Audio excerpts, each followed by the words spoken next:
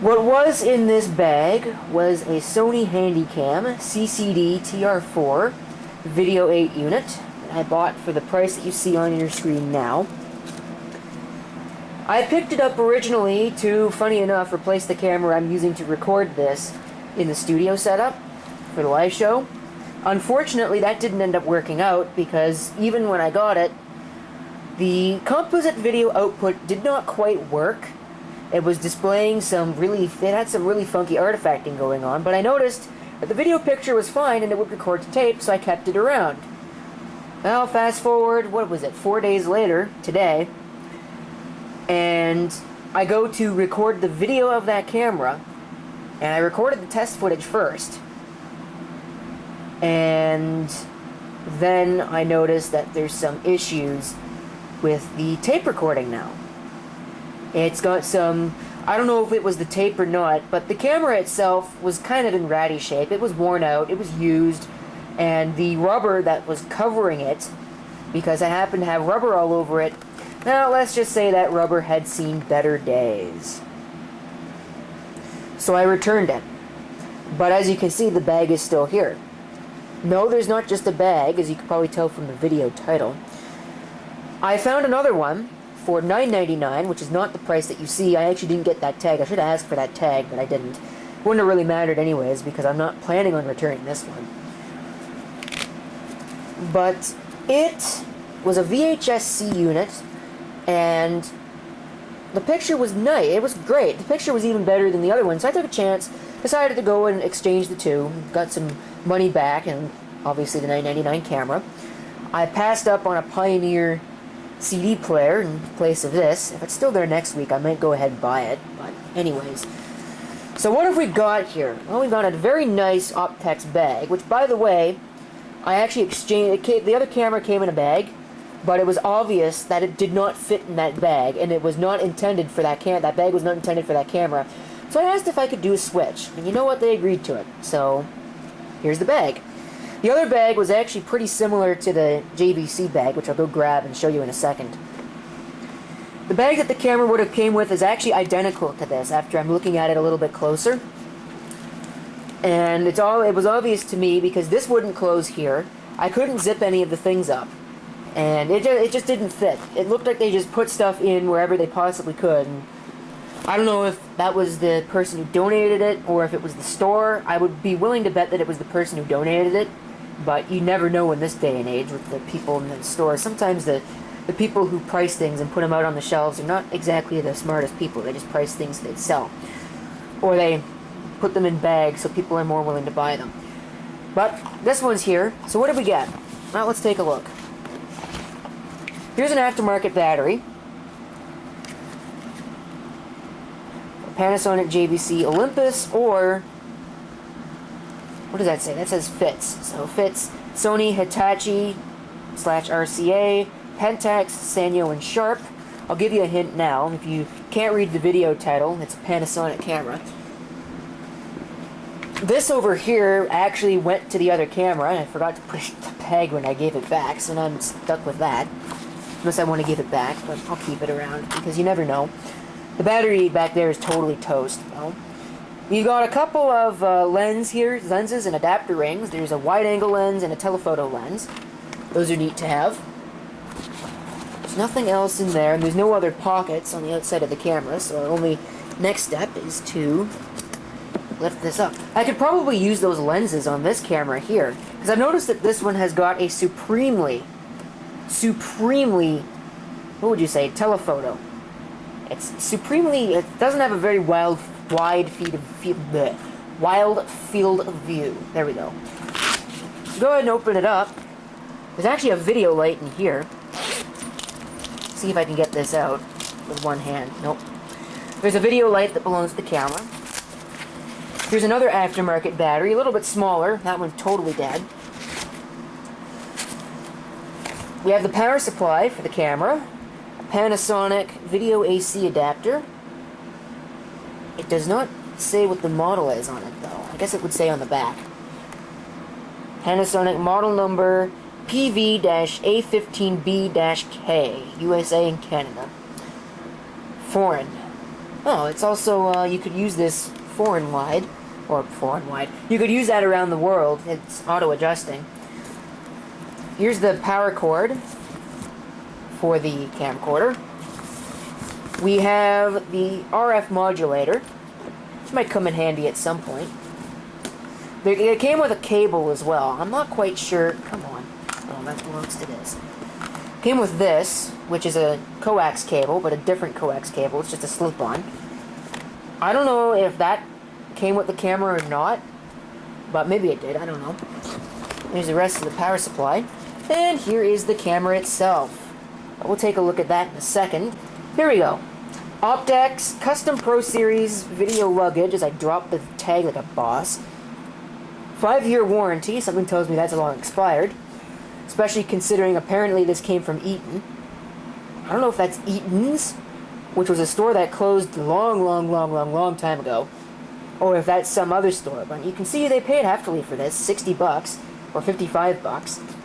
I don't know what that would translate into 2016 dollars, but it probably cost them, I'm going to say maybe around $150 based on how well the case is designed and all of that. It's a model number VC93 from Optex, so if you want to look that up, you certainly can. Imported by Optex in Don Mills. That's the Toronto area. And I think that's GTA anyways. Made in Korea! Alright. So let's get all this junk out of the way so we can look at the camera. And here is the camcorder itself. As you can probably tell, it is not the most high-end thing in the world. But it feels decent. It's not super low quality or anything like that, but it's not really what I would consider to be a high-end camera. Let's take a look at our switches here. There's something for the external mic, which I don't believe is powered, so that might be a little bit of a problem for some microphones. Eject lever for the tape. Fade, backlight compensation, high-speed shutter, white balance. Those are manual controls, except for, I guess, the fade. Automatic and manual focus controls. Oh, this camera is having a hard time focusing on this. Speaking of focus. Audio and video dubbing buttons. Speed switch. Tape length selector. I'm surprised that's not automatic, but that probably attests to the fact that this camera was not the most expensive thing in the world. Rewind, play, your usual playback controls. Date and time switch for superimposing the date or the time. Or the time, I guess. Actually, no. The way it seems to work is you can superimpose the date and time, or just the date. I haven't been able to see if it will superimpose just the time, but I don't think so. Counter controls, that's for tape counter. Recording review. I almost said preview, that's not quite what that is. There's our viewfinder. It does not have a flip-out LCD screen. It predates that by quite a bit, I'd imagine. Matsushita Electric. Panasonic model number PV-11D-K. I'm not sure what the -K is supposed to mean. 6 volts, 9 watts, or 14 watts maximum, made in Japan. There's our battery slot, battery release lever, recording switch. On the top here, if we move this out, which might take a fashion, we have the power switch, wide angle telephoto, that's your zoom control. We have something here marked Light C manual. And on this side, we have the hand strap and our video output and audio output right underneath this, and also the hookup for the RF modulator. On the front, we have a mono microphone. I wish this stupid camera would look at that. I don't know. Maybe it's looking at it just fine and my display is just not that great. And a lens with the lens cap. Okay, I believe that it is time to take this camera and have a little bit of a test.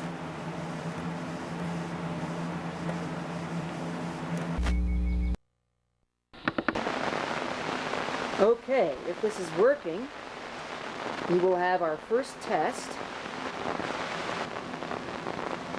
of the Panasonic PV-11D-K vhs-c camcorder without light. Looking at the viewfinder here. Let me put that in so I can look at it from afar, so I don't have to have my face right in on the viewfinder. There you can see the zoom. Very slow zoom, but that is okay.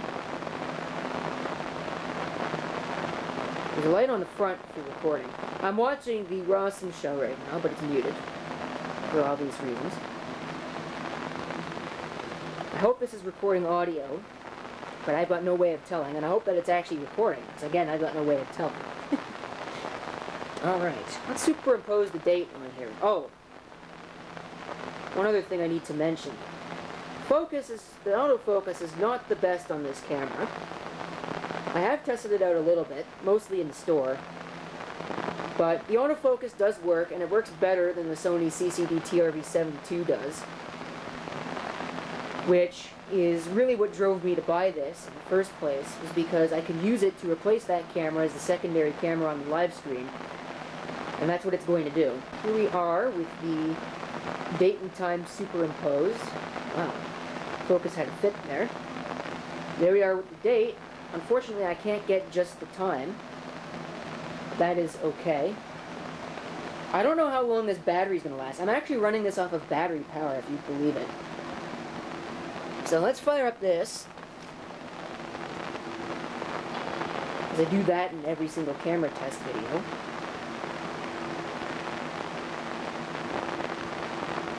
Let's pull out the viewfinder again.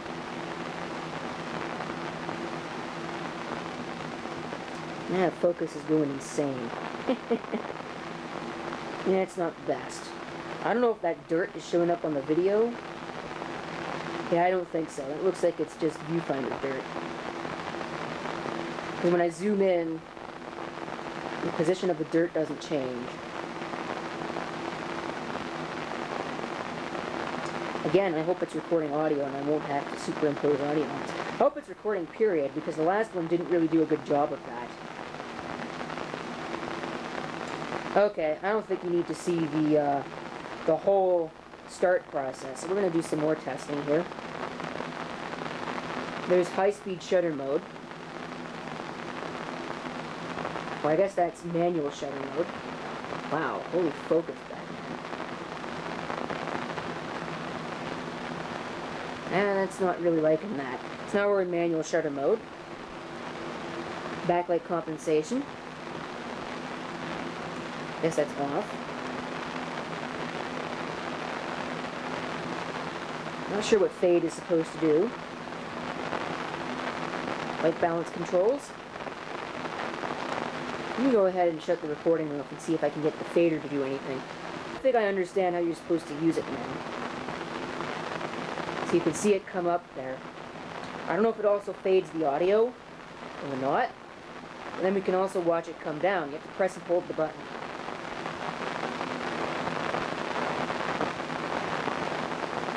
And we can bring it back up again. Pretty neat, actually. Alright, here is the camera in conditions of lower light availability. I have the video light attached, but this is without. Can't really see much on the screen. And that's because most of it's the same solid color. Let's turn on the video light. That brightens things up quite a bit. Oh yeah, brightens things up quite a fair bit. And it's visible light too, so there's the camera I used to shoot the video.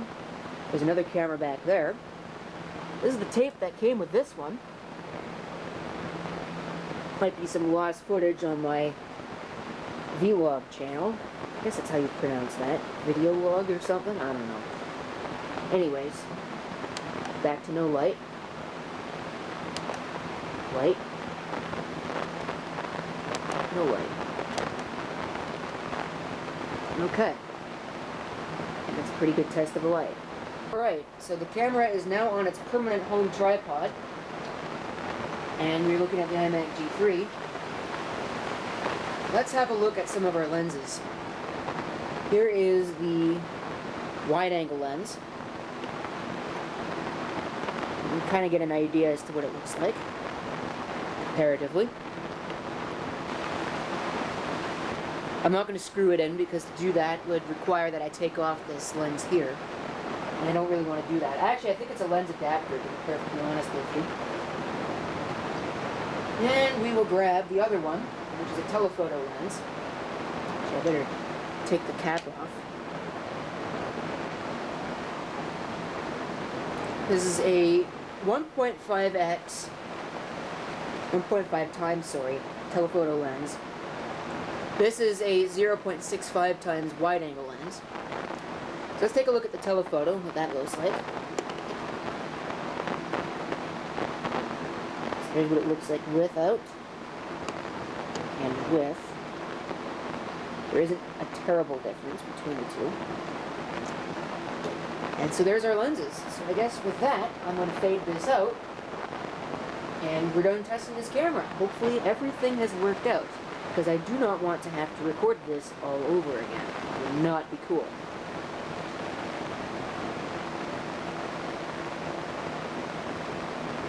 Interesting fact I'd like to point out in closing, this entire video was recorded off the battery power. I have not had to charge this battery once. Pretty good battery. I also think it's a good deal newer than the camera, and even the Duracell, the other battery that I got. I don't even know if this battery had a full charge. It's a pretty large battery. But it doesn't really matter. It seems to hold a pretty good charge. Wonder how old it is.